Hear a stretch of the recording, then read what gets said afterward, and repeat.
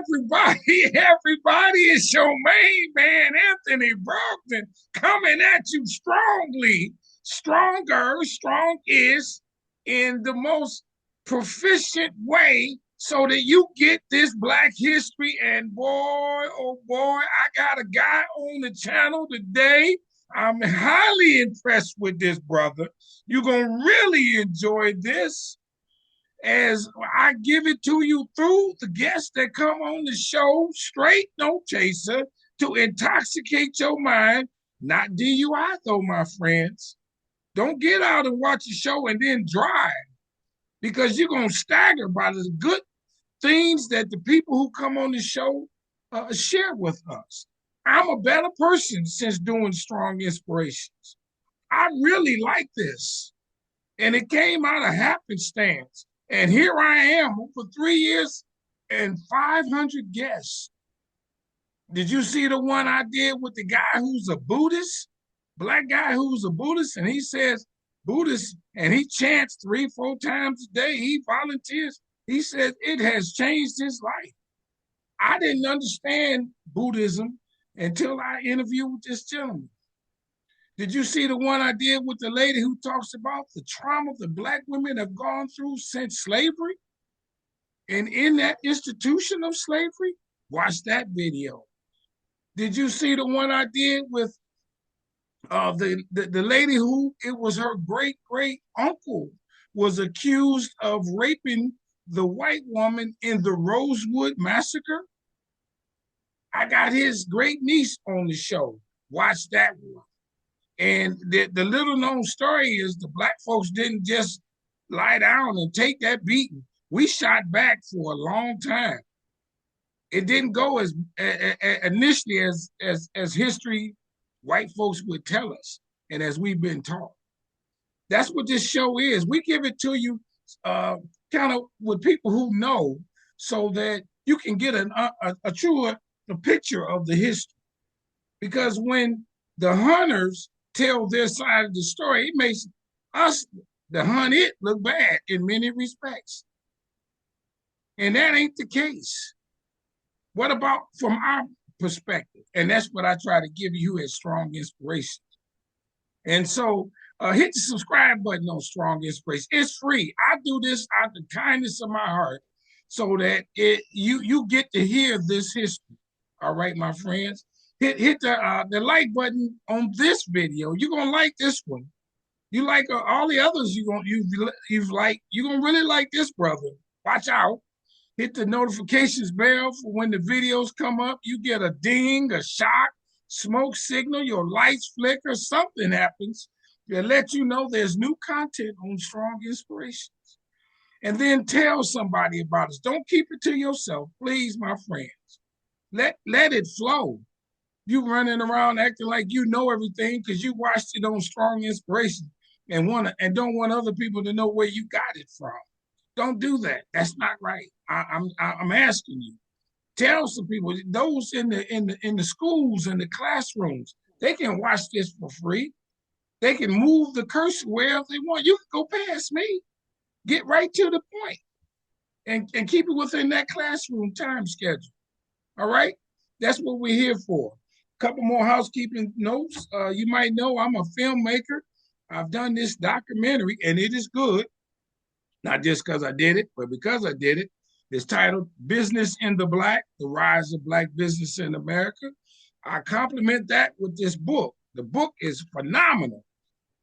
It's America's #1 Black business history book for sure. Ain't no other book like this. I don't give you no commentary, just facts. Get you a copy of those two. They are on Amazon. And I have a children's book. I don't have a copy of it right here in front of me. I sold the last ones I had. So I got more coming in from the printer. The kids need to hear this. It's called They Did It. Get you a copy of that.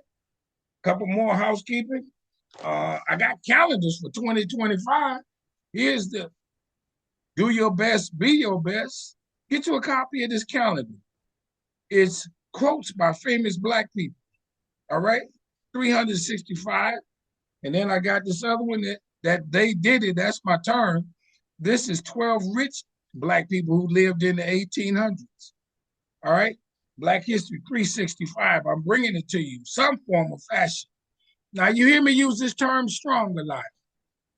Strong is my favorite word, man. And ladies out there in the world, and if I can tell you, strong stands for strength, tenacity, resilience, and a sense of oneness, nobility, and grace. And that is my introduction to the strong soul brother coming on the channel today. Come on, man. Introduce yourself. Let's get it on. So I'm going to give kudos and shout outs, and you see the book behind him. Yeah, there you go. He Uh, got a book, everybody. Anthony Brogdon. Yes, sir. My. You a wonderful person. It continues my inspiration in the things that I want to talk to you about. And I'm gracious to be on your show today. Tell us your To, name. Tell us your name. my name is Donald L. Druitt Sr. Oh, there you go. Brother Druitt, tell us where are you? What city are you in? No, you ain't no address. Just what city are you in? Currently in just outside of Macon, Georgia, in a town called Lizella, like Liz Taylor, Ella Fitzgerald, Lizella, Georgia. Lizella, Georgia. Where were you born and raised? Well, I'm from Buffalo, New York. Originally grew up in the projects, built after World War II for returning veterans. My dad was a Navy veteran. He was the first Black from the city of Hackensack, New Jersey, to join the active Navy when the war broke out after they bombed Pearl Harbor. And those returning veterans returned to different places. He was originally from Williamsburg, Virginia, Lightfoot. And several of his brothers, he had 8 brothers and 4 sisters. They decided some of them moved to Buffalo, and that's where I grew up. And in the projects on a street. Now this will get you on a street called Lawn Avenue, Lawn, but the street was red brick. Oh, On okay. I got you. I see the story red there. brick street called Lawn Avenue. So I attended the public what's the hold on? schools. Let me stop you there. What's the projects like? What was that? I mean, it was all black people and uh yeah. Let's do it. What was that like? Glad you asked me that because this is the most unique, I think, community in the United States. It was a project that was built surrounded by an all-white community. My next door neighbors were from first generation Irish, first generation Greek, first generation Polish. The grandparents lived with the parents. Um, these folks was from everywhere in the world because a lot of them had been in the military during World War II. And this is the first place that they could afford to live. And I lived right across the street from a public school called School Number 79. I could literally walk across the street and be in school in 2 minutes. And that's where we spent our life. So it was before integration, it was a mixed community of first generation people and surrounded by all white folks. Okay, So before segregation, we integrated. okay, I love it. Let me ask you this: as a result, did you play with some of the white kids? Did you interact with them maybe in school or otherwise? There was no separation of anything. Most of my sisters and brothers and other folks that lived in the neighborhood were maybe the one Black child in the entire classroom from kindergarten to 8th grade. So we interacted with everyone. No one had any aspirations about being separate. We just went to Okay, school. okay, I love it. Where did the white people live in Buffalo? They lived in houses all around this particular project, but there were separated neighborhoods. My wife, who I've been married to for 50 years, she grew up in what you might call the Black part of town, where all those who had jobs, school teachers and doctors, they lived in an area called Cold Spring. And that was the Black neighborhoods that, but eventually they were originally they were Jewish neighborhoods, and they sold to black folks that were working and had jobs. And Yeah, that's where she grew up. I got you. Is did they teach you some Black history? I mean did you get any of that through your family or otherwise? Did your parents tell you stories? What have you? Yeah, my mother is originally from Hackensack, so she was the city girl who went to boarding school, and my dad was a little country boy. So I learned all about the racism that happened in the South from my dad, and the integration and the positive way forward in education from my mother. And it was a pretty interesting collusion of two atmospheres, if you will. Yeah, I bet. So my oldest sister, who was a young child prodigy, she was the one that when we went to school, the teacher said, "You got to be like your sister." She was an A student from kindergarten all the way up to law school. So she actually got an undergraduate degree in Black Studies, and she made sure we knew about Black folks. Yeah, I love it. Well now, a couple more on them because this is good stuff, and I kind of want to understand it. Did your mother say how did she get to a boarding school? Let's go with that one first. And what was that like? Is that Well, yeah? she was born in the 20s, and her mother, my grandmother, was actually a nurse, and my grandfather, her husband, was a merchant marine. So my grandmother was into education. This is a woman who went back to school in her late 70s and got her master's degree.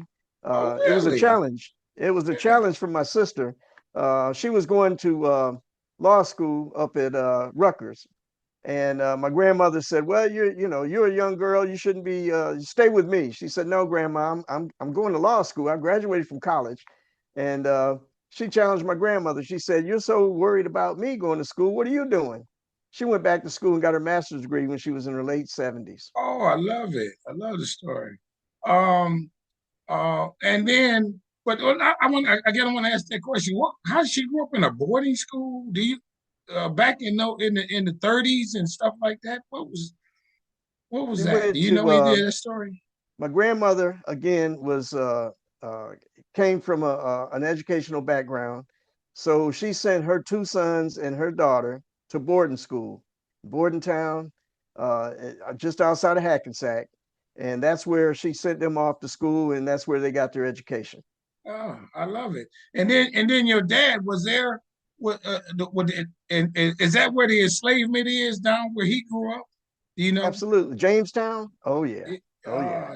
yeah. I'll tell you one experience that we had in 1965 was the first time that we were going to travel from Buffalo to my dad's hometown in Lightfoot, just outside of Williamsburg.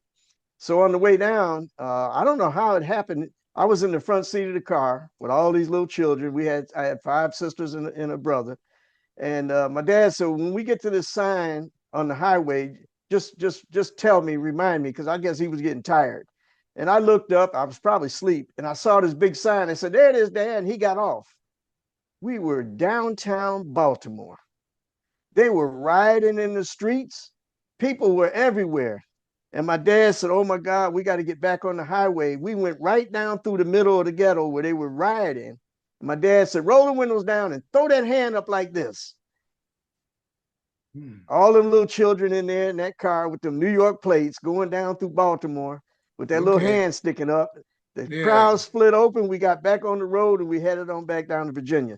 So Yeah. my story when we got to Virginia, there was a place called Buckrow Beach. And all the families, all my dad's brothers and sisters, and all these children went down to the beach this one particular day. When we got there was this picket fence that split the sand. White folks were on one side, and black folks were on the other. So what happened was a little beach ball had blown down through the beach a little bit and it was floating in the water. So I ran to get the ball, and when I got the ball, I came up on the other side of the fence. Now, no one had told me anything before this, so I spotted this little white boy. He was building sandcastles, and I was intrigued. So I went over and I was helping him, and we were digging and building the little castles and everything. Sure. Sure. And I kind of looked up and I saw all the white families over there, and I guess they just sort of said, "Well, there's two little kids over there playing. Don't say nothing." So we were done. I got the little beach ball, went back around on the other side of the fence. And when I looked up, all my cousins had their hands over top the fence, looking over the fence, looking at me.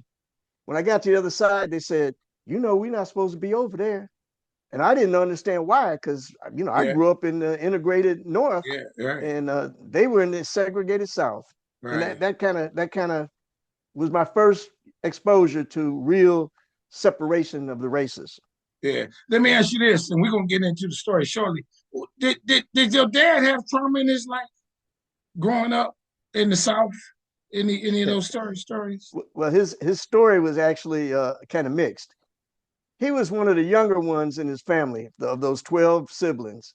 So his sisters were in their 20s and 30s when he was just a baby. So they had moved to New Jersey. That's how he got to New Jersey to meet my mother.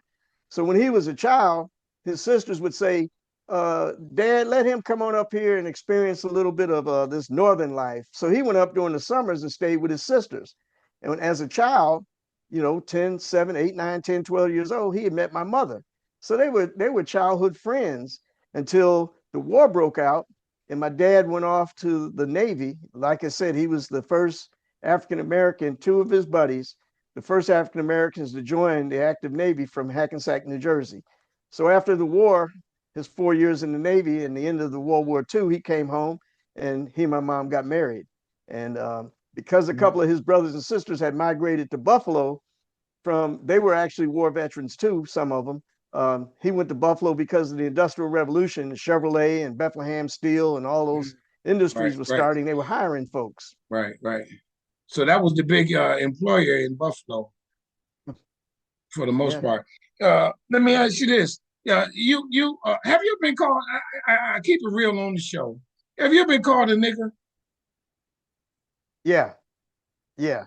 But I also experienced the other side of it. I've been around people who didn't know if I was black or what, and they would talk about black folks. One particular time, I won't tell the exact era because it'll become apparent. I was riding with a battalion chief in the fire department. You'll hear the story later on that I was the emergency management director in a lot of different cities. And I was doing a check ride. Take me around the city, show me what's going on.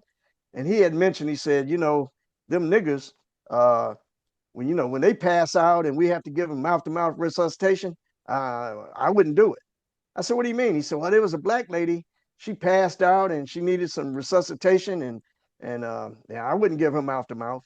It shocked me because we're talking about in the 2000s. This wasn't back in the 60s. Sure.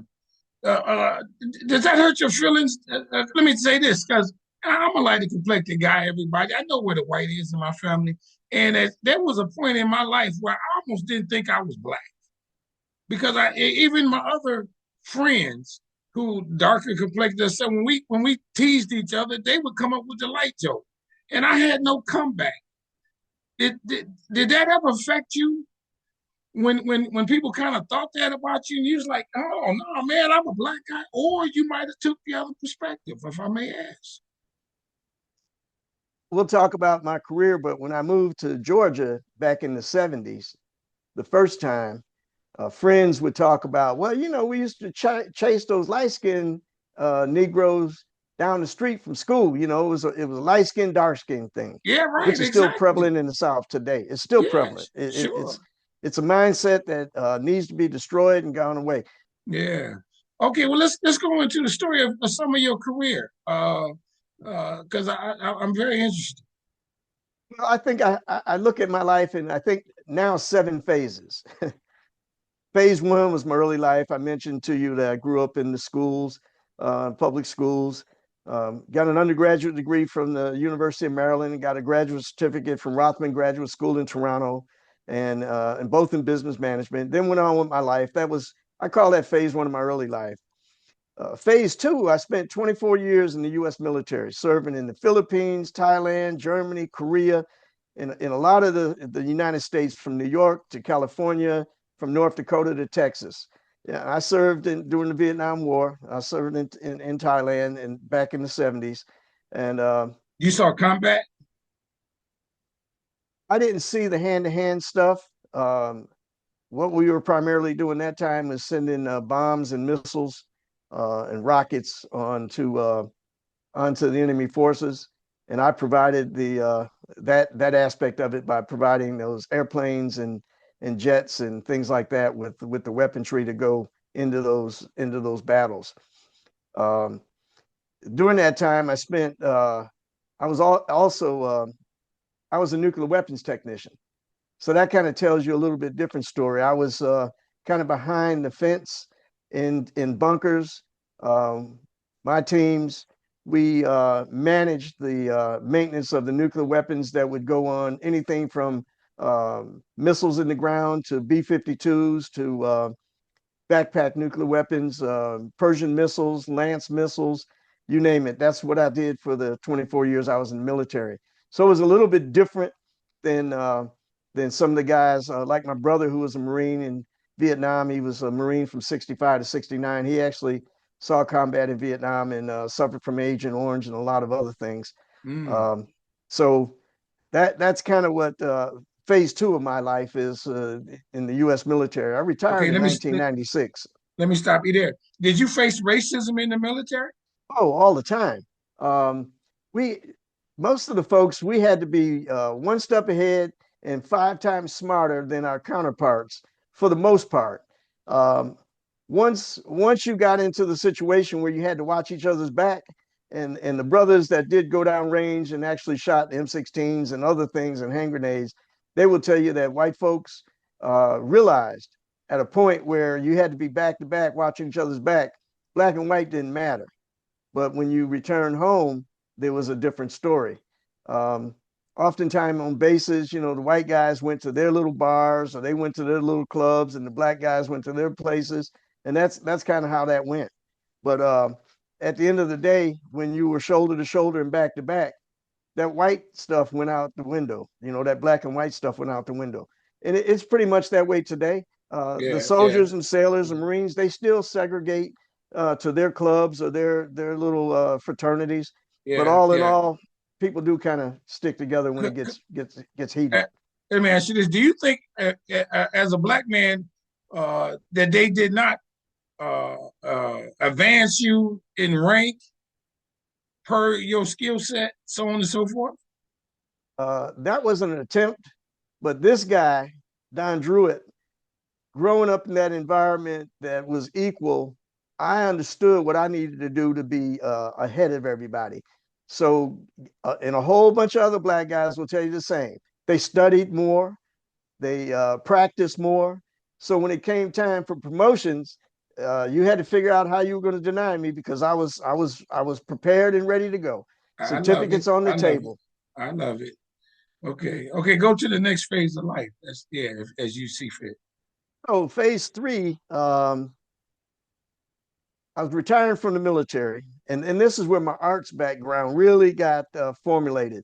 I remember when I was about 5 or 6 years old, looking through my mother's scrapbook. She was a pretty good sketch artist. She used to do Joe Louis and things like that back in the 30s, and I sketched this little guy on a motorcycle or something, and I never really got much more into it until much later. One day, I don't know, out of the blue, my dad called me and he said, "Hey, I want you to do this Indian head on carve this Indian chief for me." And I was like, "Dad, well, why you calling me?" Now he had a lot of skill sets, because he had to learn things and from his dad and use his hands. So I was intrigued. I said, okay. So I went over to the hardware store and bought a little round 36 round tabletop, wooden tabletop, and had my son sketch this Indian head chief on it. And I went and bought some carving tools and I started carving. That's this. Oh, I love it. That looks First one I nice. ever did. And Okay. it's currently hanging on my dad's garage down in Lightfoot, Virginia. He went back. He and my mom, after they retired, he went back to live near his brothers and sisters, and it's still hanging on his garage Okay. today from 1996. Oh, I love it. So that's So, what you do. You're a sketch artist. You're a well, wood carving artist. wood carving, yeah, and Yes. Yes. I never considered myself really being a sketch artist, but I found ways to get those images on wood, and I started carving. So that's sort of how it got started. But the third phase of my life, before I even got deeply into carving, um, when I retired, I became an emergency management director. I worked in Hampton and Newport News for about 7 years. I worked in Fort Lauderdale and Miami Beach for 5 years. I went to the Cayman Islands for 2 years as they had a hurricane back in 2005, and they needed to create something like FEMA. So I was one of the guys that they hired to come over to put that program together with a beautiful young lady Dr. Carvey, who was the Secretary General for the Cayman Islands for their emergency management program. So she brought me to the Caymans for 2 years to put their program together. And then when we left the Caymans, I spent 5 years as the emergency management director in Macon, Georgia, and that's where we currently live. And that's where I retired back in 2015. So during this What is period well? of Let me stop time, you there. What is emergency management? What does that mean? well, you hear about those different storms, wildfires, floods, hurricanes, tornadoes. The recovery, actually the preparation before those things occur, we try to let the public know, have your batteries and your flashlights and your extra water and your extra food supply, I got you. I got you. clothing and things like that. So when it prepare your house, make sure you put shutters up. So once all that occurs, then the after action is the recovery, and then trying to get your life back to where it was before that storm happened. So that's what I did for the next 20 years of, I call it phase three, is doing that. I was a certified emergency manager from the International Association of Certified Emergency Managers, and I spent that time that I mentioned in those cities preparing those citizens on anything from floods to tornadoes to hurricanes to drought, etc. So So that you I seen call some that phase three. devastation then. Oh, absolutely. Florida, the Cayman Islands that had those disasters, and Newport News, we had a flood. It was called maybe a 500-year flood back in the late 90s and early 2000. And then, of course, when 9/11 happened, there was a lot of other preparation that we were doing behind the scenes for terrorism. They ran those planes into the Pentagon and the Right. World Sure. Towers, and Sure. so we did a lot of terrorist preparations after that, identifying networks that may be involved in some sort of terrorist plot. I'll give you one incident that because of the explanation and training and sharing of ideals and information, there was a motel in a particular city where a person that was cleaning the motels, a woman, she would go into the motel and clean, make the beds every day. And she had reported to her manager that these guys that were staying there were peeing in bottles. All along the walls of the hotel room were old, Coke bottles Yeah. emptied out full of urine. And she thought that was strange. She thought maybe because where they come from, that's what they do. Well, they reported it to the authorities. It turned out that they were using that acid from the urine to boil it down to make explosives. See, Oh these my guys God. that come in the country, they learn things that they don't have to take any explosives with them. They can go to a local hardware store, buy the right product, mix it with certain things, and create explosives. And that's what they did all around the world. So this particular event, because she told her boss and her boss told the FBI, they were able to apprehend these guys. So it's that kind of stuff that you do behind the scenes in emergency management. I see. Let me ask you this. Because a lot of what we talk about is from Black history. When a lot of times where the Black people live, downtown or what have you, those areas have you found get hit the hardest when there's storms and floods and things of that sort? Is that, and then do you find that the authorities don't kind of prepare them as well as they may other people? Well, it's interesting you mentioned that because the answer is yes. Number one, the way the way people became emergency managers back in the early days, it was usually a guy retiring from the military or an older guy from the fire department or the police department. Now, you remember in the early days, we didn't have black firefighters because you had to live at the station and they weren't going to let you live in the rooms with them or cook food in the kitchen.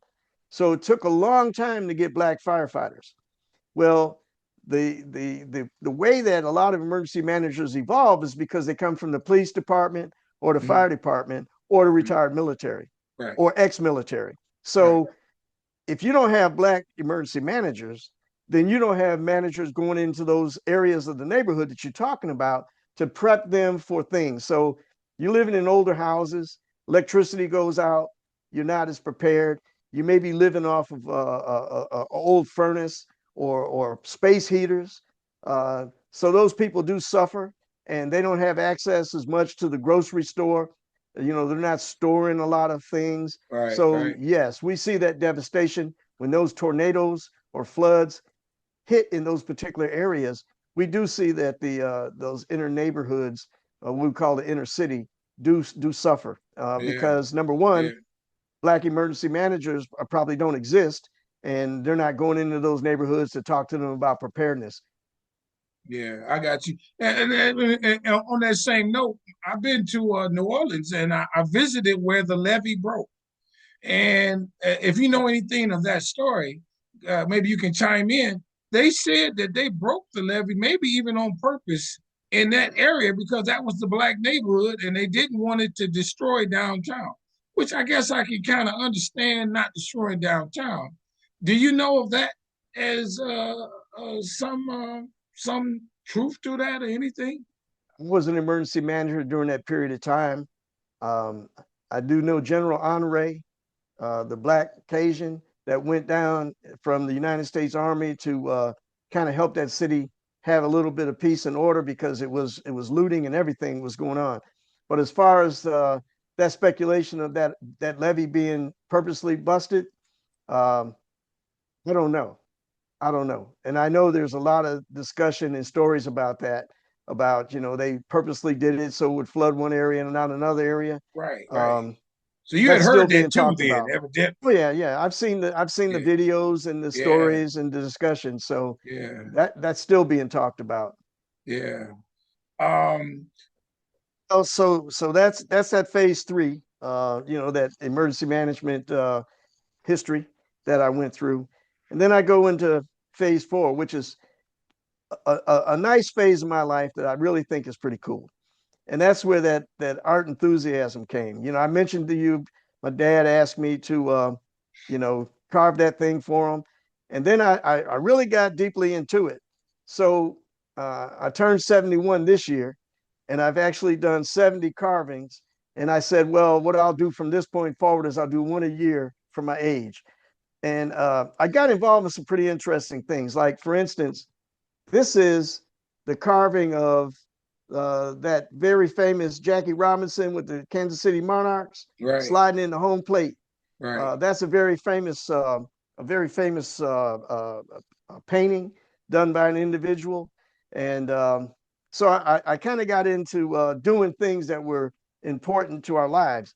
Another one is this famous painting of the Sugar Shack. It's a Right, carving right, from the Marvin Gaye album cover done by Ernie Barnes. right. Um, Very significant piece. The actual second painting that he did sold $15.3 million just a couple of years ago. Wow. Um, Very interesting. Ernie Barnes took it to Marvin Gaye back in the '70s so he could use it for his album cover, and he didn't get it back, and it went into the possession of Eddie Murphy over time. But Ernie loved that painting so much, he painted a second one. And when he passed away in 2008, I think it was, I actually sent this picture and called his office to see if I could talk to him. I wanted him to see it because I possess all of these. I've never sold any of my work. And Oh, they told me it really? just passed. Yeah, never sold any of it. They said he had just passed away. So years later, his daughter put his painting up for show in Carolina at the museum. And about a year or so later, she decided to sell it, put it up for auction for about $200,000, and it actually sold for 15.3 million. Um, Wow. pretty interesting. What So what do you what kind of artist do you call yourself? What's the title of that? I carve exclusively in mahogany. So it's recessed carving Okay. in mahogany. Here's another one. Uh, you might identify that individual there, Miles Davis. Yeah, exactly. Um, Another interesting character is I always ask the question in 1900, what race, what gender, what sport was the highest paid athlete in the world? That's right. It was a bicycle rider named Marshall Walter Taylor. He That's rode right. bicycles. This is me presenting that carving to the African American Museum in South Carolina. I donated the carving to that museum, so perhaps one day they'll use it and put it up. So, I How big are the continue. carvings? How big are they? Most of them are maybe 20 by 18 by 20 or Okay. 20 by 36, somewhere in that range. Here's another one that I did of Dizzy Gillespie. Yeah. So I try to find some iconic individuals. Just real quick, another one, um, Henry Asawa Tanner, Yeah. banjo lesson. He's the only black artist that has a painting in the official White House collection. Real cool. He said he would never paint a painting of negative images of black people. So that is his first painting he did of a grandfather teaching his grandson how to play the banjo. Right. I Um, love it. a lot of my carvings are music oriented, so I try to find different ways to do that. One quick one. Um, you could it almost like his hands are real. Yeah. It seems like the last ones you add color to them. Do you actually do a little painting on the relief of them or something like that? That's something I kind of evolved into. I rub oil, the different color oils into the carving in certain places. I try not to do what you might call inundated with a painting because I didn't want it to Right. look. I love the wood. The wood is beautiful. Right. So I just kind of embellish in a couple of areas some colors. I kind of make it opaque as possible so you can still see the wood grain. Yeah. And here's one more, and then Yeah. we'll talk about some other things. Yeah. I love it. I love it. I And the love it. last one, the last one I'll show you is another lady. This is called the harp. Yes. Augustus C. Savage was asked by, uh, she had an art studio in New York back in the 30s, and she would do sculptures. So she did that sculpture for the World's Fair in 1936. And because she didn't have a way to get it back home, they just busted it up and destroyed it. But she did make some smaller models so you could actually have it for later. So a lot of those things is what influenced my carvings. I didn't just come out of the blue with something. It was really something that someone else in the past that I wanted to bring forward to say that we haven't forgotten about you. Um, Eleanor Roosevelt actually went to her studio in New York and visited with her. She had a studio where she was teaching and training people on how to do sculptures. Very astute uh, in terms of education with what she was doing. So that's what influenced me to do some of these things that I do in terms of the carvings. I don't try to find anything arbitrary. I try to find something historically that impacted black people. I've done the first black jockey that ever won. Well, let me put back up. The first jockey that ever won the Kentucky Derby was a black man named Oliver That's right. Lewis. That's right. I carved Oliver Lewis on a horse in his jockey gear. So I try to do things like that. That when I do displays or art exhibits in different art galleries, I have a talk about that individual carving. Really has something to do with the history of Black America. Let me ask you this now. If not to give away no secret, so you get a block of wood from a hardware store? Do you cut the tree yourself or something like that? Yeah. What do you get? How do you do this wood? And then you got to make it smooth and it's Most of the thick, and time, then you carve into it, I guess. yeah, most of the time, there's some lumber yards. They'll have a hardwood section. It'll be a very small section because mahogany is getting harder and harder to get because those trees where they grow, like the rainforest in Brazil, in Africa, they've cut uh, that hardwood is very much sought after. So I usually go either online or to some lumber yard that's got a small hardwood section, and I get them to cut me a piece that's maybe 20 by 20, 3 inches thick, and it's already pretty much sanded down. And I'll bring it back, sand it a little bit more, and then Mm. sketch the carving that I want into it, and then I start digging away. Oh man, I love it. This is your contribution to Black history to preserve the history. Absolutely. And I share it with museums. that ask me to come, pretty much like you did with your book signing.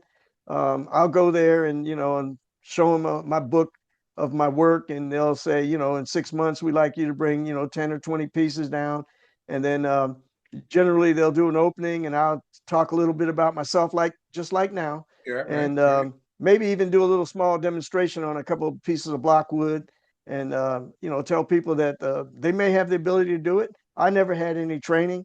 I just got into it, and like I said, my dad called me one day, and I went and bought some carving tools and started. And I said, "Well, this is pretty cool. I like this." I And love then I it. wanted to find meaningful ways to impact, the Black America by doing things that would tell a story, like your book does. Them Yeah, over 200 facts yeah, tell a exactly. story. I appreciate that sidebar in terms of the book. Now, are there other black artists who do wood carvings that we might know of their name or something like that that you follow or mentor you, any of that kind of thing? Perfectly honest with you, I met one in my life so far, and it happened to be a cousin when I lived in Virginia. I got to a point where I couldn't figure out how to get a particular, I think a nose or an ear. It just didn't look right to me. And one of my cousins had mentioned that I had a cousin that had a little small shop, and I went by his place and I took my piece of wood, and he kind of talked me through a couple of processes. He said, if you do this, this is the result you'll get. If you do that, this is the result you'll get. And I learned from there. He had a piece that was an African warrior holding a spear and a shield, and oh my goodness, it was so incredible. And he kind of used that and kind of told me, he said, well, when you do this, that's what's going to happen. When I you do got you. this, this is what's going to happen. I And the got other thing was, he said, I like mahogany too because it's a very forgiving wood. It doesn't chip away. And as long as you take your time, you'll get the effect out of it that you want. And when you sand it, it looks even more beautiful. that leads to I got a couple more questions just before we come to a close. Have you ever gotten a piece where you were working on it and your hand slipped and you cut the nose off and now there's no way to recover from that? And it's almost like, oh man, I don't know what to do, or I'm gonna let that imperfection be there, and that's a part of it. Has that ever happened? Not to that extreme. It has happened.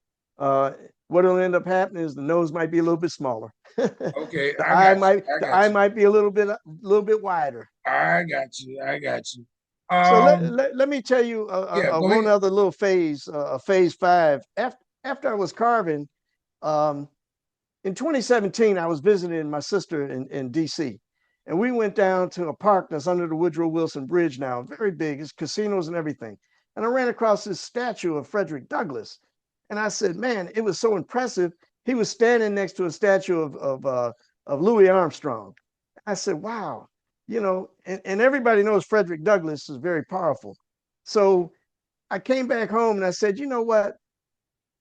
I'm going to write, I'm going to write, produce, direct, and perform a a single person play, 3 acts of Frederick Douglass's life as a slave, a free man, as an abolitionist. So 3 years ago, that's me at the Douglass Theater performing as Frederick Douglass. That's the I picture we got you. I took out love it. front. And that play was significant because it encapsulated Frederick Douglass's life. I bought all three of his autobiographies, and this was the poster from the play, I love it. 2021. So when I started digging into it, the movie Glory, you probably saw the movie Glory. Right, right, That scene where those black soldiers are marching down to Fort Sumter on the beach to fight. Um, that was Denzel Washington and right, Morgan Freeman, right. and that opens up my play. It's on YouTube, Okay. um, but that opens up the scene of the play because I found out that Frederick Douglass had two sons in the military. One was a sergeant major, and the other one was actually in that battle. His oldest son was sick, so he couldn't go, and his other son actually got almost mortally wounded in that battle. Oh, really? Frederick Douglass is the one that convinced Lincoln to let black folks That's right. join the military and fight for America. And That's this is right. what Douglas said. He said, if you put a gold button on their uniform, an eagle, and put a musket on their shoulder, there's no nation in the world that can deny black man their ability uh, to be a citizen of this country because you fought for it. That's right. And that's what he did. He emphasized to Lincoln, let these black soldiers fight, and they're going to fight for the Union in America. And at that point, you're going to see the dedication. Right. They always said blacks couldn't fight and they wouldn't do Yeah. this, like the Yeah. Tuskegee Airmen. Well, we Right. discounted all of that. Yeah. We That's right. discounted all of that. That's right. I love it. I'm glad you told the story about the play too, because it really what it does is it tell how multifaceted you are and how gifted and talented you are in so many ways. I want to go back just 1 second before we kind of come to a close. I remember I was in Jamaica and a guy carved me a stick of wood. It was about maybe 5 feet tall, but it was no more than let's say an inch and a half in diameter. So it was rather thin, kind of like that. But he carved down the whole face of the wood. You know how you see it in the trees and stuff. And he had a carved down the side of the wood. He had a face and some other things, and that was one of my prized possessions. Have you thought about going in other directions in terms of your carving, like something like that, or what It's have you? interesting you mentioned that. If you let me step away from the screen for about 10 seconds, Yeah. I'm gonna come back and show you something that you just talked about. Okay. When I was living in the Cayman Islands, the house that we rented in the garage, it was this. There you go. This statue was laying in the garage. His hand was broken off. You see his hand, Yeah. and they didn't want it anymore. He was all messed up. And I asked them, did they want it? They said, you can have it. He's now an inside brother. He sits in my living room. Yes. I love it. So yes, that's an inspiration for me for carving. Those guys have nothing more than a machete sitting outside in their little place, Yeah. and they go at it. Yeah. So artists, you'll see in any walk of life. Yeah. I love it. Well, one more. You say you don't sell your pieces. You don't really want the artist acclaim, uh, Now, that kind I, of thing for your talent at this point in time. I've given about 35 of them away to my family, my sons. I got 3 sons and sister-in-law and brother-in-laws. I've given those away. The other 35 are hanging here at the house. And one day when my wife and I are no longer, my sons will take them and they'll do with them with whatever they feel like. But Well, I do show them at different art galleries around the country. Um, some of them have been in Europe, in Zurich, the really, Cayman Islands, and Germany. Um, Several of the museums here in the United States.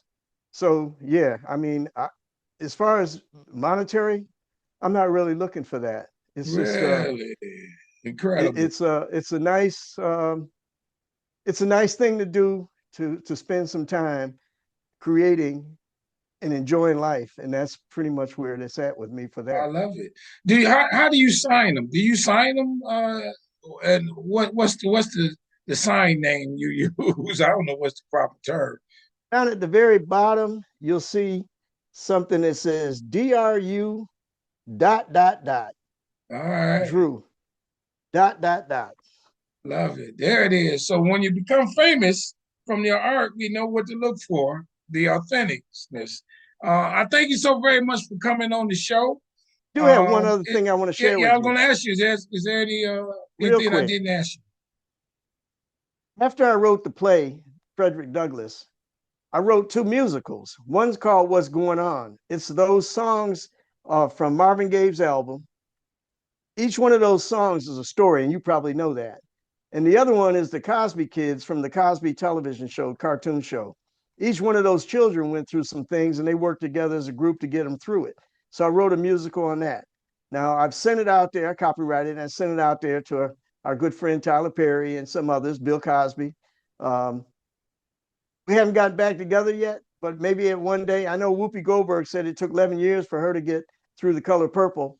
So maybe in the next 4 or 5 years, we'll get the Marvin Gaye "What's Going On" musical out there, or maybe even the Cosby Kids. All right. I love it. Do you have a website so people can follow you and know where you're at with your art or anything like that? It's basically my Facebook page. Okay. Donald Druitt on Facebook. Other than that, like you said, I'm not really interested in trying to sell anything. I just share my work with when I get an opportunity to show it at a gallery. Um, that's pretty much it. Okay. Selling. That's Okay. not really where I'm going with it. Okay, I love it. Hey, so everybody, I tell you, you're gonna enjoy this. We went through uh a bunch of years. I ain't gonna say how many. He said it himself. I ain't going how many years, but nonetheless, I wanted him on the show because not just that I was impressed with him, but his commitment to the arts and preserving the history. I wanted that came out. If y'all didn't, y'all had to feel that. He ain't out for the money on this. And that's a unique perspective, I will admit. But I wanted y'all to hear the story of one man's life growing up in Buffalo, New York, Oh, yeah. and the uniqueness of the Buffalo community, and so on and so forth. So hit the subscribe button on Strong Inspirations, hit the like button on this video. There is no love button. Hit the notifications bell. Tell somebody about it. Look for his Facebook page. He might have something in a museum near you, and you want to go see this. And so on and so forth. Let's pray on those musicals being produced. That will happen like everything else that's happened in his life that he put his mind to. So we know that's going down sooner than later, my friends. And then everybody go to my website, businessintheblack.net. Get you a copy of the book, get you a copy of the calendar. I do public speaking. I might be in your town. Come follow me. Come hear me as I share good Black history, my friends. And to you, my brother, I say this and I mean this with all sincerity, my friend. I want you to stay strong, stay safe, stay on your grind. I love what you become as you love what you become, and you were systematically doing this. You listened to mom and dad, and you saw the things that were around you, and you followed through. And that's a beautiful thing. Thank you so very much for coming on Strong Inspirations. Everybody, with that, I'll say bye bye.